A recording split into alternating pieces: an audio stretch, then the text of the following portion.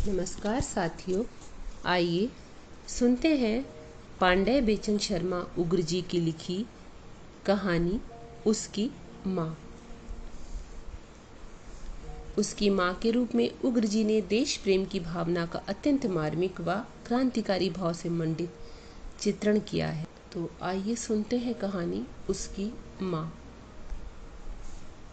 दोपहर को जरा आराम करके उठा था। अपने पढ़ने लिखने के कमरे में खड़ा खड़ा धीरे धीरे सिगार पी रहा था और बड़ी बड़ी अलमारियों में सजे पुस्तकालय की ओर निहार रहा था। किसी महान लेखक की कोई महान कृति उनमें से निकाल कर देखने की बात सोच रहा था, मगर पुस्तकालय के एक सिरे से लेकर दूसरे तक मुझे महान ही महान नजर आए। कहीं गेटे, कहीं रूसो, कहीं नीत्शे, कहीं शेक्सपियर, कहीं टॉल्स्टॉय, कहीं ह्यूगो, मोपांसा, कहीं Dickens, Spencer, Macaulay, Milton, Molière. उफ, इधर से उधर तक एक से एक महान ही तो थे। आखिर मैं किसके साथ चंद मिनट मन बहलाव करूं, यह निश्चय ही ना हो सका। महानों के नाम ही पढ़ते पढ़ते परेशान सा हो गया। इतने में मोटर का पौं सुनाई पड़ा। खिड़की से झांका तो सुरमई रंग की कोई फिएट गाड़ी दिखाई पड़ी। मैं सोचने लगा शायद कोई मित्र पधारे हैं। अच्छा ही है, महानों से जान बची। जब नौकर ने सलाम कर आने वाले का कार्ड दिया तब मैं कुछ घबराया। उस पर शहर के पुलिस सुपरिटेंडेंट का नाम छपा था। ऐसे बेवक्त ये कैसे आए? पुलिस पति भीतर आए। मैंने हाथ मिलाकर एक चक्कर खाने वाली गद्दीदार कुर्सी पर उन्हें आसन दिया। वे व्यापारिक मुस्कुराहट से लैस होकर बोले, इस अचानक आगमन के लिए आप मुझे क्षमा करें। आज्ञा हो, मैंने नम्रता से कहा। उन्होंने पॉकेट से डायरी निकाली। डायरी से एक तस्वीर। देखिए इसे, जरा बताइए तो, आप पहचानते हैं इसको? हाँ, पहचानता तो हूँ, जरा सहमते हुए मैंने बताया। इसके बारे में मुझे आपसे कुछ पूछना है। पूछिए। इसका नाम क्या है? लाल। मैं इसी नाम से बचपन ही से इसे पुकारता आ रहा हूँ, मगर यह पुकारने का नाम है। एक नाम कोई और है, सो मुझे स्मरण नहीं। कहाँ रहता है यह? सुपरिटेंडेंट ने पुलिस की धूर्त दृष्टि से मेरी ओर देखकर पूछा। मेरे बंगले के ठीक सामने एक 2 मंजिला कच्चा पक्का घर है, उसी में वह रहता है। वह है और उसकी बूढ़ी माँ। बूढ़ी का नाम क्या है? जानकी। और कोई नहीं है क्या उसके परिवार में? दोनों का पालन पोषण कौन करता है? 7-8 वर्ष हुए लाल के पिता का देहांत हो गया। अब उस परिवार में वह और उसकी माता ही बचे हैं। उसका पिता जब तक जीवित रहा बराबर मेरी जमींदारी का मुख्य मैनेजर रहा। उसका नाम रामनाथ था। वही मेरे पास कुछ 1000 रुपए जमा कर गया था, जिससे अब तक उनका खर्चा वर्चा चल रहा है। लड़का कॉलेज में पढ़ रहा है। जानकी को आशा है वह 1-2 साल बाद कमाने और परिवार को संभालने लगेगा। मगर क्षमा कीजिए, क्या मैं यह पूछ सकता हूँ कि आप उसके बारे में क्यों इतनी पूछताछ कर रहे हैं? यह तो मैं आपको नहीं बता सकता, मगर इतना समझ ले यह सरकारी काम है, इसीलिए आज मैंने आपको इतनी तकलीफ दी है। अजी, इसमें तकलीफ की क्या बात है? हम तो 7 पुश्त से सरकार के फरमावदार हैं। और कुछ आज्ञा? एक बात और, पुलिस पति ने गंभीरता से धीरे से कहा। मैं मित्रता से आपसे निवेदन करता हूँ, आप इस परिवार से ज़रा सावधान और दूर रहें। फिलहाल इससे अधिक मुझे कुछ कहना नहीं। लाल की माँ, एक दिन जानकी को बुलाकर मैंने समझाया, तुम्हारा लाल आजकल क्या पाजीपना करता है? तुम उसे केवल लाड़ प्यार ही करती हो ना? भोगोगी। क्या है बाबू, उसने कहा। लाल क्या करता है? मैं तो उसे कोई भी बुरा काम करते नहीं देखती। बिना किए ही तो सरकार किसी के पीछे पड़ती नहीं। हाँ, लाल की माँ, बड़ी धर्मात्मा, विवेकी और न्यायी सरकार है यह। जरूर तुम्हारा लाल कुछ करता होगा। माँ, माँ, पुकारता हुआ उसी समय लाल भी आया। लंबा, सुडौल, सुंदर, तेजस्वी। माँ, उसने मुझे नमस्कार कर जानकी से कहा, तू यहाँ भाग आई है? चल तो, मेरे कई सहपाठी वहाँ खड़े हैं, उन्हें चटपट कुछ जलपान करा दो, फिर हम घूमने जाएंगे। अरे, जानकी के चेहरे की झुर्रियाँ चमकने लगी। वह काँपने लगी। उसे देखकर बोली, तू आ गया लाल? चलती हूँ भैये, पर देख तो तेरे चाचा क्या शिकायतें कर रहे हैं। तू क्या पाजीपना करता है बेटा? क्या है चाचा जी? उसने सविनय सुमधुर स्वर से मुझसे पूछा। मैंने क्या अपराध किया है?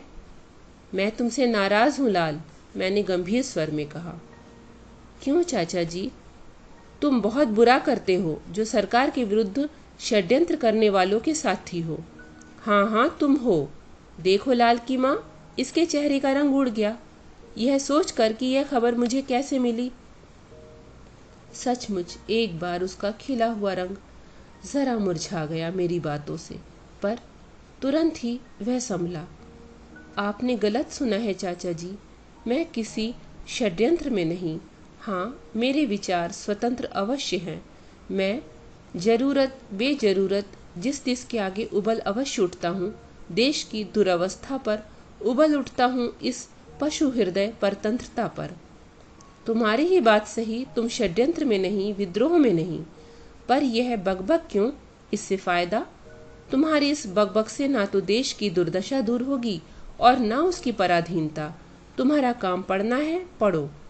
इसके बाद कर्म करना होगा, परिवार और देश की मर्यादा बचानी होगी। तुम पहले अपने घर का उद्धार कर लो, तब सरकार के सुधार का विचार करना।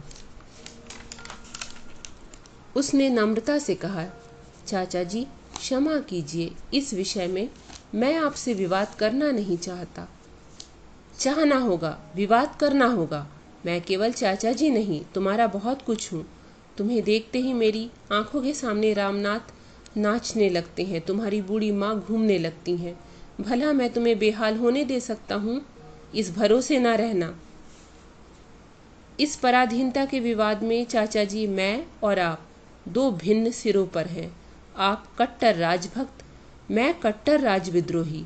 आप पहली बात को उचित समझते हैं कुछ कारणों से, मैं दूसरी को दूसरे कारणों से। आप अपना पथ छोड़ नहीं सकते अपनी प्यारी कल्पनाओं के लिए, मैं भी अपना नहीं छोड़ सकता। तुम्हारी कल्पनाएं क्या हैं? सुनूं भी, जरा मैं भी जान लूं। अब के लड़के कॉलेज की गर्दन तक पहुंचते पहुंचते कैसे कैसे हवाई किले उठाने के सपने देखने लगते हैं। जरा मैं भी सुनूं बेटा। मेरी कल्पना यह है कि जो व्यक्ति समाज या राष्ट्र किसी अन्य व्यक्ति समाज या राष्ट्र के नाश पर जीता हो, उसका सर्वनाश हो जाए। जानकी उठकर बाहर चली। अरे, तू तो जमकर चाचा से जूझने लगा। वहां 4 बच्चे बेचारे दरवाजे पर खड़े होंगे, लड़ तू, मैं जाती हूँ। उसने मुझसे कहा, समझा दो बाबू, मैं तो आप ही नहीं समझती, फिर इसे क्या समझाऊंगी। उसने फिर लाल की ओर देखा। चाचा जो कहे मान जा बेटा, यह तेरे भले ही को कहेंगे। वह बेचारी कमर झुकाए उस 60 बरस की वय में घूंघट संभाले चली गई। उस दिन उसने मेरी और लाल की बातों की गंभीरता नहीं समझी। मेरी कल्पना यह है कि, उत्तेजित स्वर से लाल ने कहा, ऐसे दुष्ट नाशक व्यक्ति समाज या राष्ट्र के सर्वनाश में मेरा भी हाथ हो। तुम्हारे हाथ दुर्बल हैं, उनसे जिनसे तुम पंगा लेने जा रहे हो चरमर हो उठेंगे, नष्ट हो जाएंगे। चाचा जी, नष्ट हो जाना तो यहाँ का नियम है। जो संवारा गया है वह बिगड़ेगा। हमें दुर्बलता के डर से अपना काम नहीं रोकना चाहिए। कर्म के समय हमारी भुजाएं दुर्बल नहीं, भगवान की सहस्र भुजाओं की सखी हैं। तो तुम क्या करना चाहते हो? जो भी मुझसे हो सकेगा करूँगा। षड्यंत्र? जरूरत पड़ी तो जरूर। विद्रोह? हाँ अवश्य। हत्या? हाँ हाँ हाँ। बेटा, तुम्हारा माथा ना जाने कौन किताबें पढ़ते पढ़ते बिगड़ रहा है, सावधान। मेरी धर्मपत्नी और लाल की माँ एक दिन बैठी हुई बातें कर रही थी कि मैं पहुँच गया। कुछ पूछने के लिए कई दिनों से मैं उसकी तलाश में था। क्यों लाल की माँ, लाल के साथ किसके लड़के आते हैं तुम्हारे घर में? मैं क्या जानूं बाबू, उसने सरलता से कहा, मगर वे सभी मेरे लाल ही की तरह प्यारे मुझे दिखते हैं। सब लापरवाह। वे इतना हंसते गाते और हो हल्ला मचाते हैं कि मैं मुग्ध हो जाती हूँ। मैंने एक ठंडी सांस ली। ठीक कहती हो। वे बातें कैसी करते हैं, कुछ समझ पाती हो? बाबू, वे लाल की बैठक में बैठते हैं। कभी कभी जब मैं उन्हें कुछ खिलाने पिलाने जाती हूँ तब वे बड़े प्रेम से मुझे माँ कहते हैं। मेरी छाती फूल उठती है, मानो वे मेरे ही बच्चे हैं। मैंने फिर सांस ली। एक लड़का उसमें बहुत ही हंसोड़ है, खूब तगड़ा और बली दिखता है। लाल कहता था, वह डंडा लड़ने में, दौड़ने में, घूंसेबाजी में, खाने में, छेड़खानी करने और हो हा कर हंसने में समूचे कॉलेज में फर्द है। उसी लड़के ने एक दिन जब मैं उन्हें हलवा परोस रही थी मेरे मुंह की ओर देखकर कहा, माँ, तू ठीक भारत माता सी लगती है। तू बूढ़ी, वह बूढ़ी, उसका हिमालय उजला है, तेरे केश। हाँ, मैं नक्शे से साबित करता हूँ तू भारत माता है। सिर तेरा हिमालय, माथे की दोनों गहरी बड़ी रेखाएं गंगा और यमुना, यह नाक विंध्याचल, ठुड्डी कन्याकुमारी तथा छोटी बड़ी झुर्रियां रेखाएं भिन्न भिन्न पहाड़ और नदियां हैं। जरा पास आ मेरे, तेरे केशों को पीछे से आगे बाएं कंधे पर लहरा दूं, यह बर्मा बन जाएगा। बिना उसके भारत माता का श्रृंगार शुद्ध ना होगा। जान की उस लड़के की बातें सोच गदगद हो उठी। बाबू, ऐसा ढीठ लड़का, सारे बच्चे हंसते रहे और उसने मुझे पकड़कर मेरे बालों को बाहर कर अपना बर्मा तैयार कर लिया। कहने लगा, देख, तेरा यह दाहिना कान कच्छ की खाड़ी है, बंबई के आगे वाली, और यह बाया बंगाल की खाड़ी। माँ, तू सीधा मुंह करके जरा खड़ी हो। मैं तेरी ठुड्डी के नीचे उससे 2 अंगुल के फासले पर हाथ जोड़कर घुटनों पर बैठता हूँ। ठुड्डी तेरी कन्याकुमारी और मेरे जुड़े जरा तिरछे हाथ सीलोन। बोलो भारत माता की जय। सब लड़के ठहाका लगाकर हंसने लगे। वह घुटने टेक कर हाथ जोड़कर मेरे पांवों के पास बैठ गया। मैं हक्की बक्की सी हंसने वालों का मुंह निहारने लगी। बाबू, वे सभी बच्चे मेरे लाल हैं, सभी मुझे माँ गाकर कहते हैं। उसकी सरलता मेरी आंखों में आंसू बनकर छा गई। मैंने पूछा, लाल की माँ, और भी वे कुछ बातें करते हैं? लड़ने की, झगड़ने की, गोला गोली या बंदूक की? अरे बाबू, उसने मुस्कुरा कर कहा, वे सभी बातें करते हैं। उनकी बातों का कोई मतलब थोड़े ही होता है। सब जवान हैं, लापरवाह हैं, जो मुंह में आता है बकते हैं। कभी कभी तो पागलों की सी बातें करते हैं। महीना भर पहले एक दिन लड़के बहुत उत्तेजित थे। वे जब बैठक में बैठकर गलचौर करने लगते हैं तब कभी कभी उनका पागलपन सुनने के लोभ से मैं दरवाजे से सटकर और छिपकर खड़ी हो जाती हूँ। ना जाने कहाँ लड़कों को सरकार पकड़ रही है, मालूम नहीं पकड़ती भी है या वे यूं ही गप हाँकते थे, मगर उस दिन वे यहाँ बक रहे थे। कहते थे पुलिस वाले केवल संदेह पर भले आदमियों के बच्चों को त्रास देते हैं, मारते हैं, सताते हैं। यह अत्याचारी पुलिस की नीचता है। ऐसी नीच शासन प्रणाली को स्वीकार करना अपने धर्म को, कर्म को, आत्मा को, परमात्मा को भुलाना है, धीरे धीरे घुलाना, मिटाना है। एक ने उत्तेजित भाव से कहा, अजी, ये परदेशी कौन लगते हैं हमारे, जो हमें बरबस राजभक्त बनाए रखने के लिए हमारी छाती पर तोप का मुंह लगाए अड़े और खड़े हैं। उफ, इस देश के लोगों की हिये की आंखें मुद गई हैं, तभी तो इतने जुल्मों पर भी आदमी आदमी से डरता है। ये लोग शरीर की रक्षा के लिए अपनी अपनी आत्मा की चिता संवारते फिरते हैं। नाश हो इस परतंत्रवाद का। दूसरे ने कहा, लोग ज्ञानी ना हो सके इसीलिए सरकार ने हमारे पढ़ने लिखने के साधनों को अज्ञान से भर रखा है। लोग वीर और स्वाधीन ना हो सके इसीलिए अपमानजनक और मनुष्यता नीति मर्दक कानून गढ़े हैं। गरीबों को चुनकर सेना के नाम पर पले हुए पशुओं को शराब से, कबाब से मोटा ताजा रखती है यह सरकार। धीरे धीरे जोंक की तरह हमारे देश का धर्म, प्राण और धन चूसती चली जा रही है।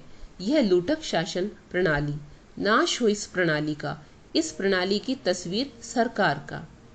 तीसरा, वही बंगड़ बोला, सबसे बुरी बात यह है जो सरकार रोब से, सत्तावनी रोब में, धाक से, धांधली से, धुआं से हम पर शासन करती है, वह आंखें खोलते ही कुचल कुचल कर हमें दब्बू, कायर, हतवीर बनाती है। और किस लिए, जरा सोचो, मुट्ठी भर मनुष्यों को अरुण वरुण और कुबेर बनाए रखने के लिए, मुट्ठी भर मन चले सारे संसार की मनुष्यता की मिट्टी पलीत करे, परमात्मा प्रदत्त स्वाधीनता का संहार करे। छी, नाश हो ऐसे मनचलों का। ऐसे ही अंट संट ये बातूनी बका करते हैं बाबू। जब ही चार छोकरे जुड़े तभी यही चर्चा। लाल के साथियों का मिजाज भी उसी सा अल्हड़ बिल्हड़ मुझे मालूम पड़ता है। ये लड़के ज्यों ज्यों पढ़ते जा रहे हैं त्यों त्यों बकवास में बढ़ते भी जा रहे हैं। यह बुरा है लाल की माँ। मैंने गहरी सांस ली। जमींदारी के कुछ जरूरी काम से 4-5 दिनों के लिए बाहर गया था। लौटने पर बंगले में घुसने से पूर्व लाल के दरवाजे पर जो नजर पड़ी तो वहां एक भयानक सन्नाटा सा नजर आया, जैसे घर उदास हो, रोता हो। भीतर आने पर मेरी धर्म पत्नी सामने उदास मुख खड़ी हो गई। तुमने सुना? नहीं तो कौन सी बात? लाल की मां पर भयानक विपत्ति टूट पड़ी। मैं कुछ कुछ समझ गया, फिर भी विस्तृत विवरण जानने को उत्सुक हो उठा। क्या हुआ, जरा साफ साफ बताओ। वही हुआ जिसका तुम्हें भय था। कल पुलिस की एक पलटन ने लाल का घर घेर लिया था। 12 घंटे तक तलाशी हुई। लाल, उसके 12-15 साथी सभी पकड़ लिए गए। सभी लड़कों के घरों की तलाशी हुई। सबके घर से भयानक भयानक चीजें निकली हैं। लाल के यहाँ? उसके यहाँ भी 2 पिस्तौल, बहुत से कारतूस और पत्र पाए गए हैं। सुना है उन पर हत्या, षड्यंत्र, सरकारी राज्य उलटने की चेष्टा आदि अपराध लगाए गए हैं। मैंने ठंडी सांस ली। मैं तो महीनों से चिल्ला रहा था कि यह लौंडा धोखा देगा। अब यह बूढ़ी बेचारी मरी। वह कहाँ है? तलाशी के बाद तुम्हारे पास आई थी? जानकी मेरे पास कहाँ आई? बुलवाने पर भी कल नकार गई। नौकर से कहलाया पराठे बना रही हूँ, हलवा तरकारी अभी बनानी है, नहीं तो वे बिल्हड़ बच्चे हवालात में मुरझा ना जाएंगे।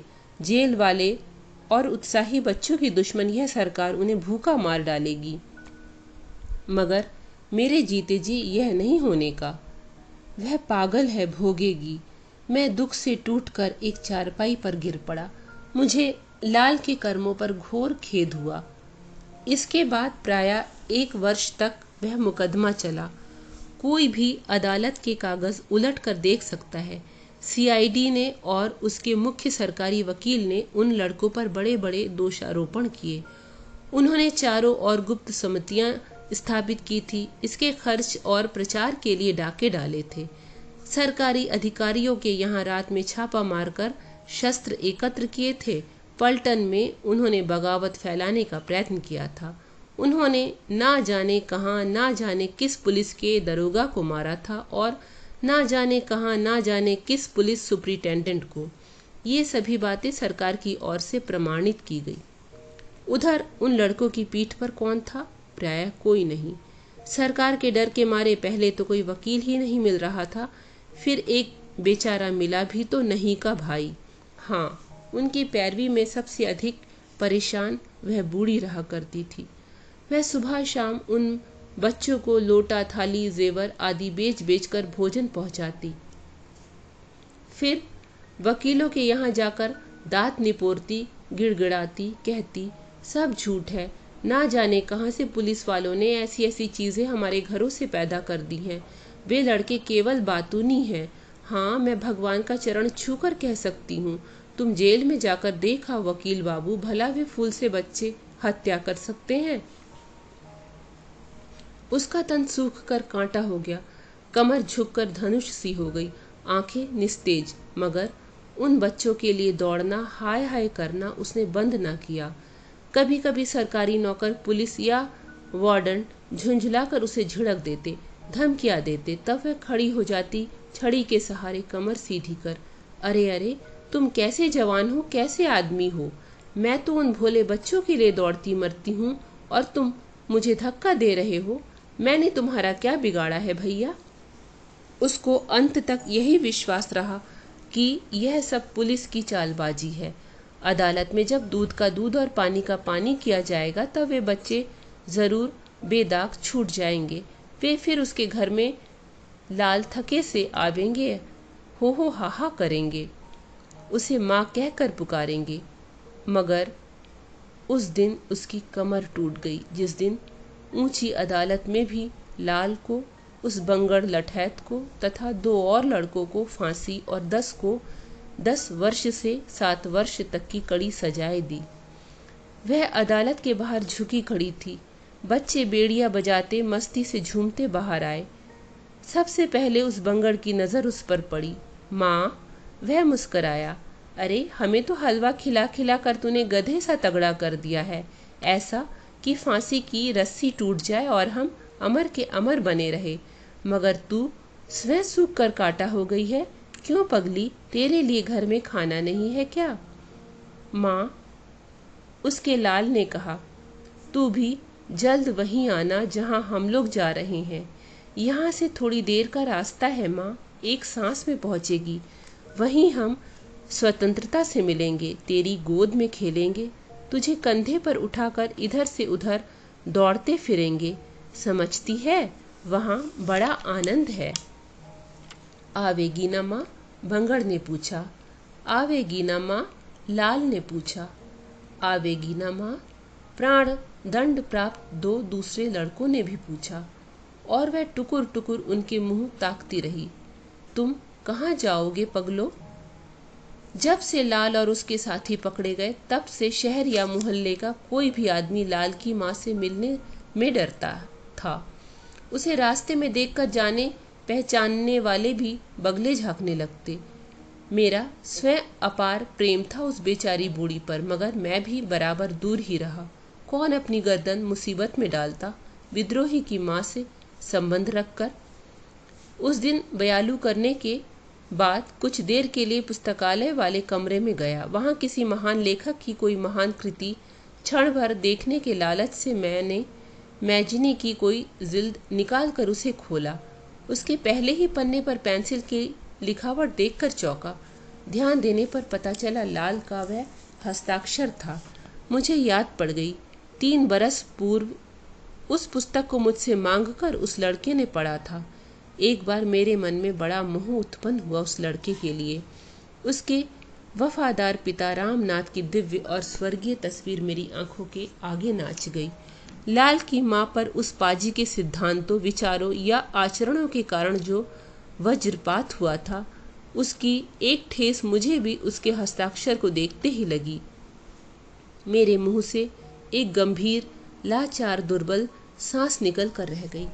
पर दूसरे ही क्षण पुलिस सुपरिटेंडेंट का ध्यान आया। उसकी भूरी, डरावनी, अमानवीय आंखें मेरी आप सुखी तो जग सुखी आंखों में वैसे ही चमक गई जैसे उज्जड़ गांव के सीवान में कभी कभी भुतही चिंगारी चमक जाया करती है। उसके रूखे फौलादी हाथ, जिनमें लाल की तस्वीर थी, मानो मेरी गर्दन नापने लगे। मैं मेज पर से इरेजर उठाकर उस पुस्तक पर से उसका नाम उधेड़ने लगा। इसी समय मेरी पत्नी के साथ लाल की माँ वहां आई। उसके हाथ में एक पत्र था। अरे, मैं अपने को रोक न सका। लाल की माँ, तुम तो पीली पड़ गई हो। तुम इस तरह मेरी ओर निहारती हो मानो कुछ देख ही नहीं रही हो। यह हाथ में क्या है? उसने चुपचाप पत्र मेरे हाथ में दे दिया। मैंने देखा, उस पर जेल की मुहर थी। सजा सुनाने के बाद वह वहीं भेज दिया गया था, यह मुझे मालूम था। मैं पत्र निकालकर पढ़ने लगा। वह उसकी अंतिम चिट्ठी थी। मैंने पत्र कलेजा रूखा कर उसे जोर से पढ़ दिया। माँ, जिस दिन तुम्हें यह पत्र मिलेगा उसके ठीक सवेरे मैं बाल अरुण के किरण रथ पर चढ़कर उस ओर चला जाऊंगा। मैं चाहता तो अंत समय तुमसे मिल सकता था, मगर इससे क्या फायदा? मुझे विश्वास है तुम मेरी जन्म जन्मांतर की जननी हो रहोगी। मैं तुमसे दूर कहाँ जा सकता हूँ माँ। जब तक पवन सांस लेता है, सूर्य चमकता है, समुद्र लहराता है, तब तक कौन मुझे तुम्हारी करुणामयी गोद से दूर खींच सकता है। दिवाकर थमा रहेगा, अरुण रथ लिए जमा रहेगा, मैं, बंगड़, वे सभी तेरे इंतजार में रहेंगे। हम मिले थे, मिले हैं, मिलेंगे। हाँ माँ, तेरा लाल। कांपते हाथों से पढ़ने के बाद पत्र को मैंने उस भयानक लिफाफे में भर दिया। मेरी पत्नी की विकलता हिचकियों पर चढ़कर कमरे को करुणा से कंपाने लगी, मगर वह जानकी ज्यों की त्यों लकड़ी पर झुकी, पूरी खुली और भावहीन आंखों से मेरी ओर देखती रही, मानो वह उस कमरे में थी ही नहीं।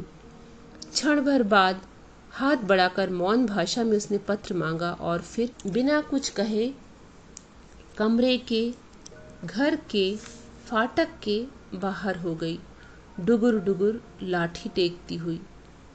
इसके बाद शून्य सा होकर मैं धम से कुर्सी पर गिर पड़ा। माथा चक्कर खाने लगा। उस पाजी लड़के के लिए नहीं, इस सरकार की क्रूरता के लिए भी नहीं, उस बेचारी भोली बूढ़ी जानकी, लाल की माँ के लिए। आज वह कैसी स्तब्ध थी। उतनी स्तब्धता किसी दिन प्रकृति को मिलती तो आंधी आ जाती, समुद्र पाता तो बौखला उठता। तब जब 1 का घंटा बजा, मैं जरा सगबगाया। ऐसा मालूम पड़ने लगा मानो हरारत पैदा हो गई है, माथे में, छाती में, रग रग में। पत्नी ने आकर कहा, बैठे ही रहोगे, सोओगे नहीं। मैंने इशारे से उन्हें जाने को कहा। फिर मैजिनी की जिल्द पर नजर गई, उसके ऊपर पड़े रबर पर भी, फिर अपने सुखों की, जमींदारी की, धनिक जीवन की और उस पुलिस अधिकारी की निर्दय, नीरस, निस्सार आंखों की स्मृति कलेजे में कंपन कर गई। फिर रबर उठाकर मैंने उस पाजी का पेंसिल खचित नाम पुस्तक की छाती पर से मिटा डालना चाहा। माँ, मुझे सुनाई पड़ा। ऐसा लगा गोया लाल की माँ करहा रही थी। मैं रबर हाथ में लिए दहलते दिल से खिड़की की ओर बढ़ा, लाल के घर की ओर देखने के लिए, पर चारों ओर अंधकार था, कुछ नहीं दिखाई पड़ा। कान लगाने पर कुछ सुनाई भी ना पड़ा। मैं सोचने लगा भ्रम होगा, वह अगर करहाती होती तो एक आध आवाज और सुनाई पड़ती। वह करहाने वाली औरत है भी नहीं। रामनाथ के मरने पर भी वह उस तरह नहीं घिघियाई थी जैसे साधारण स्त्रियां ऐसे अवसर पर तड़पा करती हैं।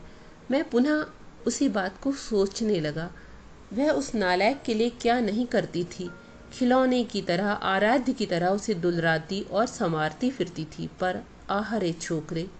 माँ, फिर वही आवाज, जरूर जानकी रो रही है, वैसे ही जैसे कुर्बानी के पूर्व गाय रोए। जरूर वही विकल, व्यथित, विवश बिलख रही है। हाय री माँ अभागिनी, वैसे ही पुकार रही है जैसे वह पाजी गाकर, मचल कर, स्वर को खींचकर उसे पुकारता था। अंधेरा धूमिल हुआ, फीका पड़ा, मिट चला। उषा पीली हुई। अरुण रथ लेकर वहां क्षितिज के उस छोर पर आकर पवित्र मन से खड़ी हो गई। मुझे लाल के पत्र की याद आ गई। माँ, मानो लाल पुकार रहा था, मानो जानकी प्रतिध्वनि की तरह उसी पुकार को गा रही थी। मेरी छाती धक धक करने लगी। मैंने नौकर को पुकार कर कहा, देखो तो लाल की माँ क्या कर रही है। जब वह लौट कर आया तब मैं एक बार पुनः मेज और मेजिनी के सामने खड़ा था, हाथ में रबर लिए, उसी उद्देश्य से। उसने घबराए स्वर में कहा, हुजूर, उनकी तो अजीब हालत है।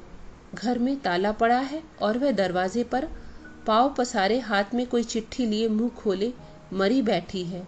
हाँ सरकार, विश्वास मानिए, वे मर गई हैं। सांस बंद है, आंखें खुली। ये थी कहानी उसकी माँ। अगर प्रस्तुति पसंद आई हो तो लाइक कर दीजिएगा, चैनल पर नए हो तो सब्सक्राइब कर लीजिए।